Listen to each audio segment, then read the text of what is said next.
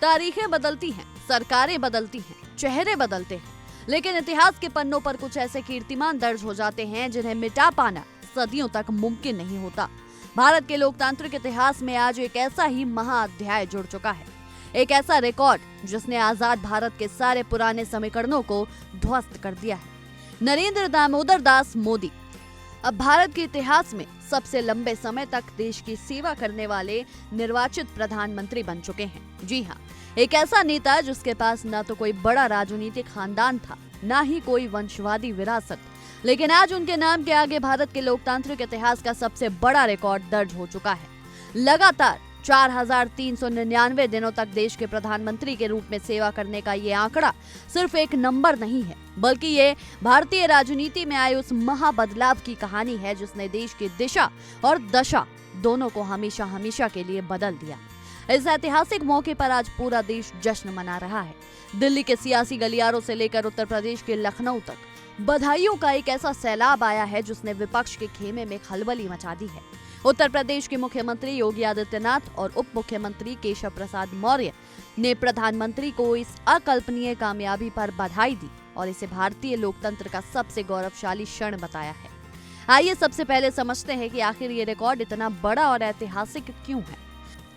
भारत की सियासत में कई प्रधानमंत्री आए और गए, किसी का कार्यकाल चंद महीनों का रहा तो किसी ने सालों तक राज किया, लेकिन प्रधानमंत्री नरेंद्र मोदी ने लगातार बिना एक भी दिन रुके, बिना थके, देश के सर्वोच्च पद पर रहते हुए लगातार 4,399 दिनों का सफर तय कर लिया। डिफेंस के मोर्चे पर कड़े फैसले लेने से लेकर देश के गरीबों के बैंक खाते खुलवाने तक, वैश्विक मंच पर भारत का डंका बजाने से लेकर अंतरिक्ष में तिरंगा लहराने तक, इन 4,399 दिनों में भारत ने एक लंबा सफर तय किया है।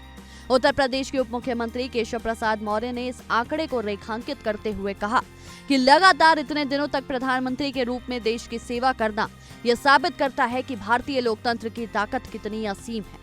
ये रिकॉर्ड इस बात की गवाही देता है कि जब देश की जनता किसी नेता पर अटूट विश्वास जताती है तो फिर विरोधी चाहे कितनी भी घेराबंदी कर ले, वो जनमंच का रुख नहीं बदल सकते। साल 2014, फिर 2019 और उसके बाद का सियासी सफर, नरेंद्र मोदी के नेतृत्व में देश ने एक के बाद एक कई बड़ा पड़ाव पार किया। आज देश भर से आ रही बधाइयां इस बात का प्रतीक हैं कि ये उपलब्धि केवल एक राजनीतिक दल या एक व्यक्ति की सफलता नहीं है, बल्कि ये देश के 145 करोड़ भारतीयों के उस भरोसे की जीत है जो उन्होंने अपने प्रधान सेवक पर जताया है। इस ऐतिहासिक कामयाबी पर उत्तर प्रदेश के मुख्यमंत्री योगी आदित्यनाथ ने जो बधाई संदेश दिया, उसने इस पूरे घटनाक्रम को एक नया नजरिया दे दिया है। मुख्यमंत्री योगी ने सोशल मीडिया मंच एक्स पर एक बेहद भावुक और दमदार संदेश जारी किया।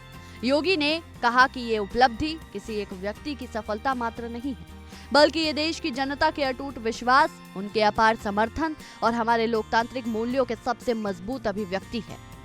योगी आदित्यनाथ ने अपने संदेश में बेहद गहरी बात कही। उन्होंने प्रधानमंत्री मोदी के नेतृत्व को एक युग की चेतना का प्रतीक बताया। योगी के शब्दों में कहें तो इतिहास में ऐसे अवसर बहुत कम आते हैं जब कोई नेता केवल सरकार का संचालन नहीं करता, बल्कि वो पूरे युग की सोच और उसकी दिशा को तय करता है, उसका प्रतिनिधित्व करता है।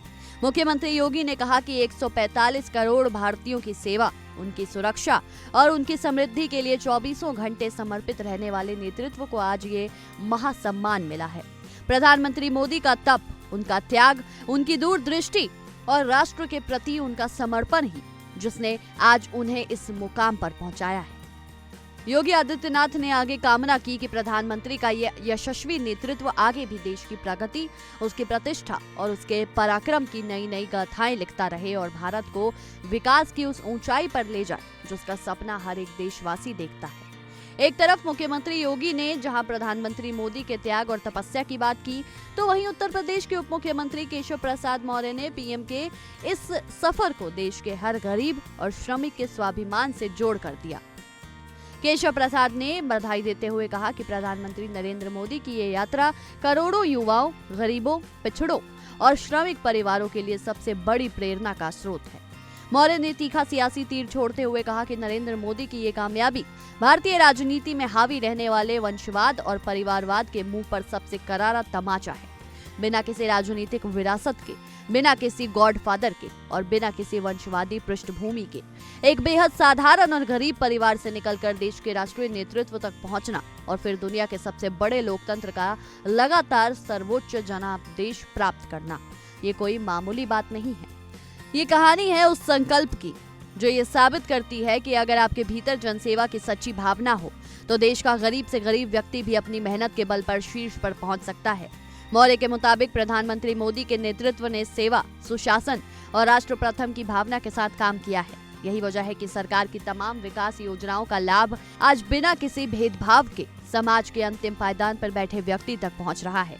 4399 दिनों का ये सफर आज एक नया इतिहास बन चुका है, लेकिन जानकार मानते हैं कि ये रिकॉर्ड सिर्फ एक पड़ाव है, मंजिल नहीं। प्रधानमंत्री नरेंद्र मोदी के नेतृत्व में जिस विकसित भारत का संकल्प देश ने लिया है, उसकी नींव इन 4399 दिनों में बहुत मजबूती से रखी जा चुकी है। आलोचक आलोचना करते रहे, विरोधी रणनीति बनाते रहे, लेकिन जमीन पर जनता का भरोसा मोदी के साथ अडिग है। आज जब योगी आदित्यनाथ और केशव प्रसाद मौर्य जैसे दिग्गज नेता उन्हें इस ऐतिहासिक उपलब्धि पर बधाई दे रहे हैं, तो ये साफ है कि आने वाले दिनों में देश की सियासत और विकास की रफ्तार एक नया मोड़ लेने वाली है। हमारी आज की इस विशेष रिपोर्ट में इतना ही। आपकी इस विषय में क्या कुछ राय है, हमें कमेंट्स में जरूर साझा करें। तब तक के लिए देखते रहिए इंडिया डेली। देखिए इंडिया डेली 24/7 अब आपकी स्मार्ट टीवी पर। इंडिया डेली मौजूद है सभी डिजिटल प्लेटफॉर्म पर लाइव और लगातार। इंडिया डेली 24/7 हर दिन राष्ट्र को समर्पित।